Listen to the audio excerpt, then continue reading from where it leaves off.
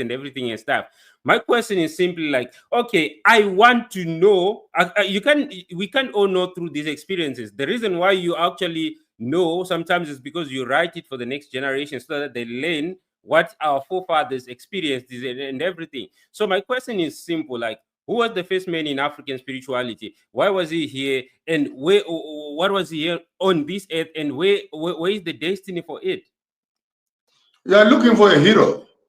Spirituality in the African culture was a family estate where the grandmother who came here as a virgin girl through the crop, where the cows and the cow dung left our house to go to another family, and we sought access to reproduce ourselves in them.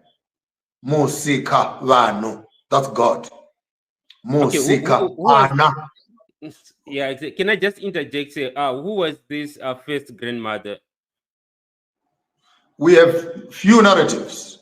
We have Musika Vanu, we have Embo on the narratives of Kirinyaga in Kenya, with 3 women, one Mwambui, Kirinyaga, and Wanjiru. One was the mother of the Ethiopians, the other the mother of the Northerners, the other mother of the Southerners. We have Mabele Made, the one with the long breast, who breastfeeds all the children across the rivers in the Zulu cultures. We have Nyami Nyami, the great goddess mother on whom all children have breastfed. So they're all in forms of myths, by the way.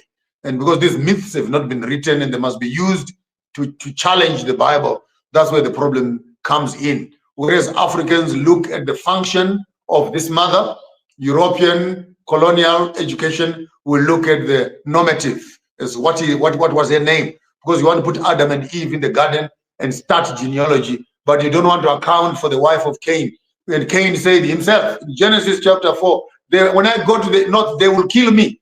And they said, I'll put a sign on you so that they will not kill you. And you cannot account for the 2 wives that Enosh married, and etc. And yet you claim that the Bible only has 2 characters. So the question is, do we have a Genesis in Genesis, or do we have a Genesis in Eden, and another Genesis is outside of Eden? That's a conversation for another day. The point I wanted to drive home. The one that I want now is the African spirituality, so that you can just like you have the Grecian mythology, the Roman mythology. That I mean, the Mayans were not Europeans, but they're gonna tell you this. I just want ours, so that when you tell our children that, okay, this is what happened to your great grandmother, they came from this, and this is what happened to them, going down to us. Yes, that's what I'm saying to you. I hope you were listening.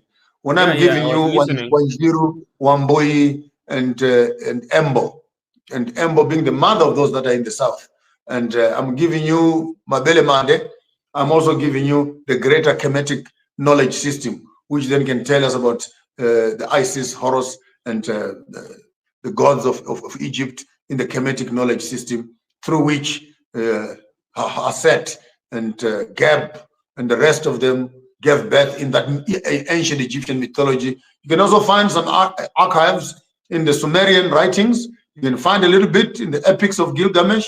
You can find a little bit also in the Enuma Elish. You can find a little bit in the Amdayat. You can find some glimpses in Abyssinia, in Ethiopian teachings. The rest of it sits within our African indigenous mythological stories of where we started. And on that note, every nation will have its story of how it started. But the gods of Africa, according to me as a Karanga, God himself is Musikawanu, the maker of mankind. The woman is Musika Ana, the one who makes the children. So God makes the people, but the woman makes the children. So the woman and God in African indigenous knowledge system, they are actually gods. That's why Mudzi is the root. Mudzi, Ndimai, the root is the mother. Mudzi, Umu. Inside the root of your mother, do you find your ancestor? Mudzimu becomes the source of our being, and that Mudzi, Umu, Mudzi, Mai becomes the woman. Therefore, this whole patriarch story is actually foreign, particularly to me as a Karanga person, because at the center of our African spirituality, the woman takes the pride, the woman takes the economics, the woman sits in the ancestral chair, which is totally biblical, by the way. She is not related to us, but she gives birth to all of us. And our history is written on the epitaphs of her womb. He's the only one who can represent us on moments of intercession. Now, if you can process that, when next time you look at your mother, you're looking at God. Because until your mother tells you who your father is and who God is, you'll never know nothing. Okay, that is quite interesting. I think you have well explained on the story of origin, Takavakupi and stuff. Then I want to talk about why are we here? Why? You're asking for a reason. Yeah. Asking for purpose. Yeah, exactly. The purpose, why are we here? We're here to correct our ancestral memories and do things right, which they did wrong. Where they failed, we must succeed. Life is about correcting your ancestral memory. Okay, and where are we going?